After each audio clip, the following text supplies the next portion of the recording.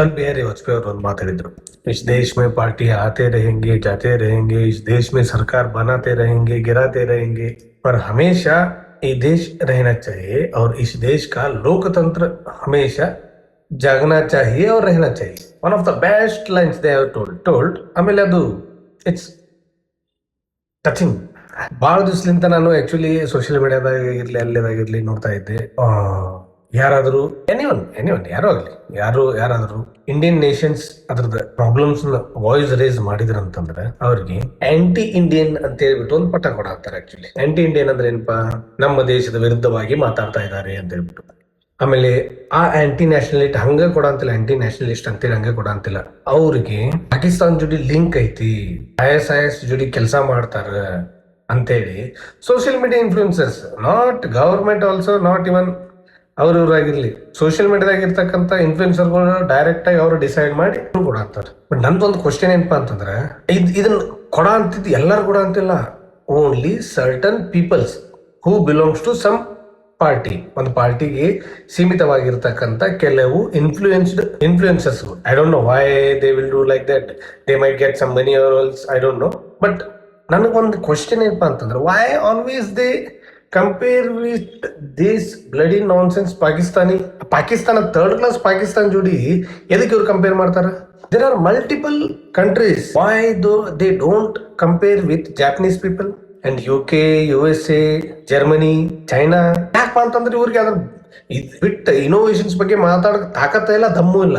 ಅದ್ರ ಬಗ್ಗೆ ಅಷ್ಟು ನಾಲೆಜ್ ಐತೋ ಇಲ್ಲೋ ಅದು ನನಗೆ ಗೊತ್ತಿಲ್ಲ. ಮೇ ಬಿ ಇರ್ಬೋದು, ಇರ್ದೇನೆ ಇರ್ಬೋದು. ಬಟ್ ಪಾಕಿಸ್ತಾನ ಬಗ್ಗೆ ಮಾತಾಡ್ಬಿಟ್ರೆ ಇಂಡಿಯಾದಾಗ ಜನ ಜಲ್ದಿ ಹೊಳ್ಳಿ ನೋಡ್ತಾರ ಅನ್ನೋದು ಒಂದು ಚಲೋ ತಲೆ ಕುಂತೈತಿ. ಅದನ್ನ ಮಸ್ತ್ ಯುಟಿಲೈಸ್ ಮಾಡಂತಾರ. ಆಮೇಲೆ ಜನನು ಹಂಗ ಇದು ಮಾಡಂತಾರ. ನಮಗ ಜಾಪನೀಸ್ ಹಿಡಿಸ್ತೈತಿ. ವೈ? ಬಿಕಾಸ್ ಆ ಕಂಟ್ರಿ ಒಳಗೆ ಇರ್ತಕ್ಕಂಥ ಜನರದ ಸಿವಿಕ್ ಸೆನ್ಸ್ ಅನ್ನೋದು ಏನೈತಲ್ಲ, ಆ ಟಾಪ್ ನಾಚ್ ಐತ. ಅದ ಈಗ ಇನ್ಫ್ಲೂಯೆನ್ಸ್ಡ್ ಆಗಿ ಧರ್ಮದ ಬಗ್ಗೆ ಮಾತಾಡಂತಾರ, ಒಂದು ಪಕ್ಷದ ಬಗ್ಗೆ ಎತ್ತಿ ಹಿಡಿದು ಮಾತಾಡಂತಾರಲ್ಲ, ಇವ್ರಿಗೆ ಸದ್ಯಕ್ಕೆ ಅಲ್ಲಿ ಇರ್ತಕ್ಕಂಥ ಒಬ್ಬ ಸಾಮಾನ್ಯ ನಾಗರಿಕ ಅವನ ಕಡೆ ಇರುವಂತ ಸಿವಿಕ್ ಸೆನ್ಸ್ ಇವ್ರಿಗಿಲ್ಲ. We have 1.47 billion peoples. ಒಂದು ವಿಷಯ ಹೇಳ್ತೀನಿ ಕೇಳ್ರಿ. We are not in a danger with Modi. We are not in a danger with Rahul Gandhi or any political leader. We are not in danger with the BJP and a Congress and Aam Aadmi Party or not even any other parties also. ಯಾವುದೇ ಇರ್ತಕ್ಕಂಥ ಪಾರ್ಟಿಲಿಂತನೂ ನಮಗೆ ಇಂಡಿಯಾಕ್ಕೆ ಯಾವುದು danger ಇಲ್ಲ. ಯಾವುದೇ ಅಲ್ಲಿ ಲೀಡರ್ಗಳಾಗಿರ್ತಕ್ಕಂಥ ಪೊಲಿಟಿಷಿಯನ್ಲಿಂತನೂ ನಮ್ಗೆ ಯಾವುದು danger ಇಲ್ಲ ಇಂಡಿಯಾಕ್ಕೆ. We have only danger with this 1.47 billion peoples. Why? Because ಅವ್ರಿಗೆ ನಮ್ಮ ಕ್ರಿಕೆಟರ್ಸ್ ಅವರೇಜ್ ಗೊತ್ತೈತಿ. ಐ ಆಮ್ ಲಿಟರಲಿ ಸೇಯಿಂಗ್, ನಮ್ಮ ಕ್ರಿಕೆಟರ್ಸ್ ಅವರೇಜ್ ಗೊತ್ತೈತಿ, ಅವ್ರ ಡೇಟಿಂಗ್ ಹಿಸ್ಟ್ರಿ ಗೊತ್ತೈತಿ. ಅದು ಯಾಕೆ? ಇಂಡಿಯನ್ ಇನ್ಫ್ಲೂಯೆನ್ಸರ್ಸ್ಗಳದ ಕಾಂಟ್ರವರ್ಸಿಸ್ ಸದ್ಯಕ್ಕೆ ಅಪ್ ಟು ಡೇಟ್ ಇರ್ತಾರ ಅವ್ರು. But they don't know what their MLA is doing, what their MP is doing. ಅವ್ರದ್ದು ಟ್ಯಾಕ್ಸ್ ತುಂಬಾ ಅಂತಿರೋ ಹಣ ಎಲ್ಲಿ ಹೊಂಟೈತಿ, ಯಾರ ಜೇಬಿಗೆ ಹೊಂಟೈತಿ, ಅದು ಹೆಂಗ್ ವರ್ಕ್ ಆಗತೈತಿ, ಅದ್ರ ಬಗ್ಗೆ.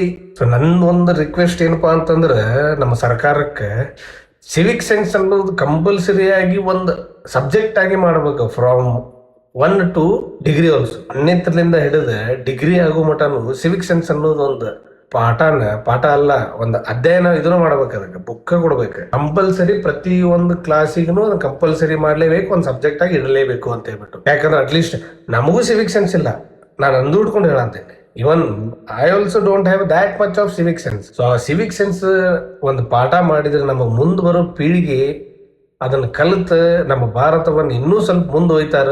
ಇಂಥ ಆಲ್ತು ಪಾಲ್ತು ಇನ್ಫ್ಲೂಯೆನ್ಸರ್ಸ್ ಏನ್ ಮಾತು ಹೇಳಂತಾರ, ಆಂಟಿ ನ್ಯಾಷನಲಿಸ್ಟ್ ಅಂತ ಹೇಳ್ಬಿಟ್ಟು ಇದು ಅಂತೇಳಿ, ಅದನ್ನ ಬಿಟ್ಟು ಎಲ್ಲಿ ಕಾನ್ಸಂಟ್ರೇಟ್ ಮಾಡ್ಬೇಕು, ಯಾವ ಇನೋವೇಷನ್ ಕಡೆ ಕಾನ್ಸಂಟ್ರೇಷನ್ ಮಾಡ್ಬೇಕು, ಏನ್ ಓದ್ಬೇಕು ಏನಿಲ್ಲ ಅನ್ನೋದು ಕಲಿತಾರ.